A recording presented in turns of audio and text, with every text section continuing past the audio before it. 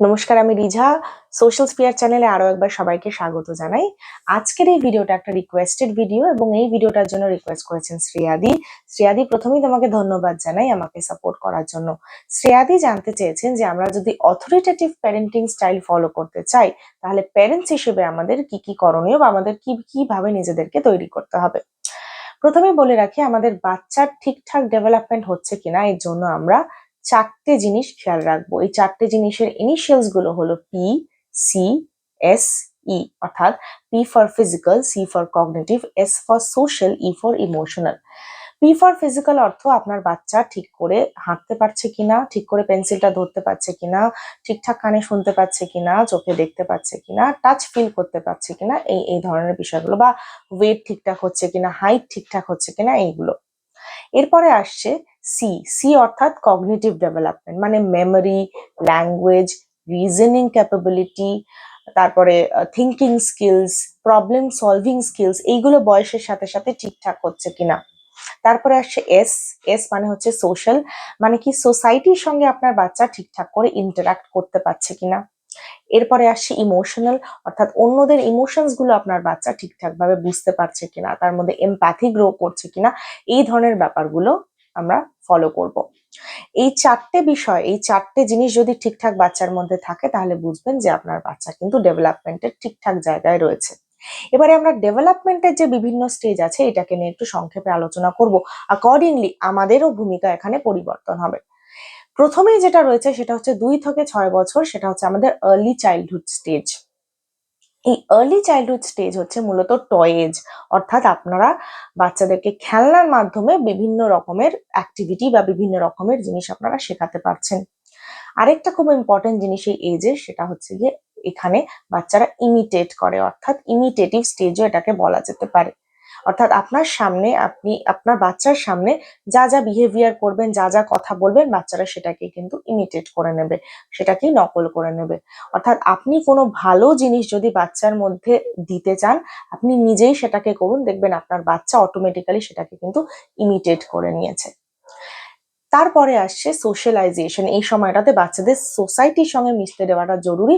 আপনি আপনার আশেপাশে পরিচিত লোকজন, বন্ধু বান্ধব, সবার সঙ্গে বাচ্চাকে একটু একটু করে মিশতে দিন, এতে করে বাচ্চার মধ্যে সোশ্যালাইজেশন ব্যাপারটা কিন্তু গড়ে উঠবে। এর পরের ডেভেলপমেন্ট স্টেজ হচ্ছে গিয়ে লেটার চাইল্ডহুড ডেভেলপমেন্ট। এটা হচ্ছে গিয়ে 6 থেকে 12 বছর মূলত। এখানে বাচ্চারা স্কুলে যাচ্ছে এবং স্কুল কিন্তু এখানে বাচ্চার ডেভেলপমেন্টে একটা বড় ভূমিকা পালন করছে। স্কুলে আপনার বাচ্চা কার সাথে মিশছে, কি কি ধরনের বন্ধু রয়েছে, তাদের ফ্যামিলি কিরকম বিহেভ করছে, বা তাদের ফ্যামিলি, তাদের প্যারেন্টিং কিভাবে হচ্ছে, এই বিষয়গুলো আপনি একটু জানার চেষ্টা করুন। প্রয়োজনে তাদেরকে বাড়িতে ডাকুন, একসাথে সবাই সময় কাটান, তাতে করে আপনি বুঝতে পারবেন যে স্কুলের বিষয়টা কেমন দাঁড়াচ্ছে। এরপরে রয়েছে সিউডো ম্যাচিওরিটি স্টেজ। এই স্টেজটারই একটা ভাগ হচ্ছে সিউডো ম্যাচিওরিটি, অর্থাৎ আপনার বাচ্চা ম্যাচিওর হবে না, কিন্তু তার মধ্যে কিছু ডেভেলপ করবে যে সে দেখাবে যে সে খুব ম্যাচিওর। তো সেই ক্ষেত্রে বাবা মাকে বাচ্চাদেরকে সুন্দরভাবে বন্ধুর মতো করে বোঝাতে হবে যে এই এই জিনিসটা এরকম, এই এই জিনিসটা এরকম নয়। অর্থাৎ ম্যাচিওর ব্যবহার করলেও কিন্তু তার মধ্যে ম্যাচিওরিটি তখন আসবে না, যার ফলে বাবা মা হিসেবে কিভাবে আপনি সেটাকে সুন্দরভাবে হ্যান্ডেল করছেন সেটা কিন্তু আপনার উপরে ডিপেন্ড করবে। তারপরে হচ্ছে আরেকটা ক্যারেক্টারিস্টিক্স এই এজের, সেটা হচ্ছে গ্যাং এজ। এই সময় একটু বন্ধু বান্ধব সবাই মিলে একটু থাকবে, বন্ধু বান্ধব নিয়ে চলতে পছন্দ করবে, বন্ধুরা খুব ইম্পর্টেন্ট একটা রোল প্লে করবে এই সময়টাতে। যার ফলে প্যারেন্ট হিসেবে এটা খেয়াল রাখতে হবে যে বন্ধু বান্ধবের প্রভাবটা যাতে প্রাইমারি না হয়ে যায়, মানে অনেকটা বেশি প্রভাব যাতে আপনার বাচ্চার মধ্যে না পড়ে। কিন্তু এটার জন্য কিন্তু বাচ্চাকে বকাঝকা করে আপনি কিছু করতে পারবেন না, তাকে সিম্পলি সুন্দরভাবে বোঝাতে হবে যে কোনটা ঠিক কোনটা ভুল, কেন বন্ধু বান্ধবকে খুব বেশি ইম্পর্টেন্স দেওয়া যাবে না, কেন নিজের পড়াশোনা করতে হবে, কেন নিজের ক্যারিয়ার নিয়ে ভাবতে হবে, ইত্যাদি ইত্যাদি ব্যাপারগুলো। এবং লাস্ট স্টেজ যেটা রয়েছে ডেভেলপমেন্টের, যেটা কিনা খুব ইম্পর্টেন্ট একটা স্টেজ, সেটা হচ্ছে অ্যাডোলেসেন্স। মোটামুটি ভাবে 13 বছর থেকে 18 বছর অব্দি এটাকে ধরা হয়। এই অ্যাডোলেসেন্স পিরিয়ডটা হচ্ছে ভীষণ ইম্পর্টেন্ট এবং এইখানেই মূলত প্যারেন্টের বন্ধু হওয়ার ভূমিকাটা কিন্তু অনেকটা বেড়ে যায়। এখানে একটা ট্রানজিশন পিরিয়ড হয়, মানে বাচ্চারা টিন এজে, আমরা জানি যে টিন এজটা খুব ইম্পর্টেন্ট, টিন এজে কিন্তু প্রবেশ করে।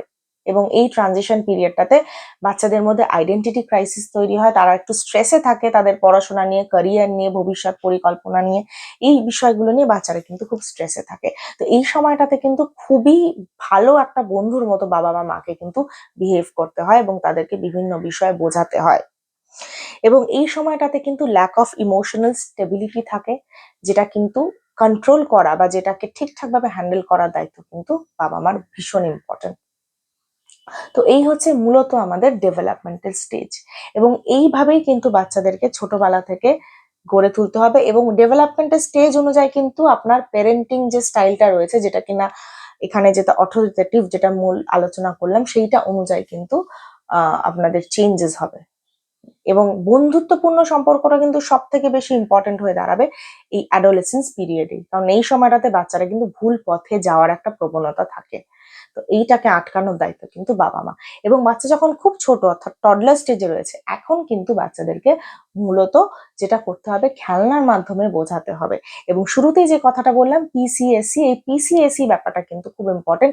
এইটা আপনি দেখবেন যে বাচ্চার মধ্যে ঠিকঠাক ভাবে হচ্ছে কিনা। এই ডেভেলপমেন্টের যে স্টেজ গুলো রয়েছে এবং এর যে এজ গুলো আমি বললাম, এটা কিন্তু চেঞ্জ হতে পারে। অর্থাৎ সমস্ত বাচ্চার ক্ষেত্রে কিন্তু চাইল্ডহুডটা সমান নাই হতে পারে। দেখা যেতে পারে কোনো বাচ্চা পরিস্থিতির শিকার হয়ে অনেক ম্যাচিওর অনেক আগে থেকেই হতে শুরু করলো। এটা কিন্তু ডিফার করবে। ভিডিওটি ভালো লেগে থাকলে অবশ্যই শেয়ার করবেন, লাইক করবেন। দেখা হচ্ছে আবার নেক্সট ভিডিওতে। সবাই খুব ভালো থাকবেন।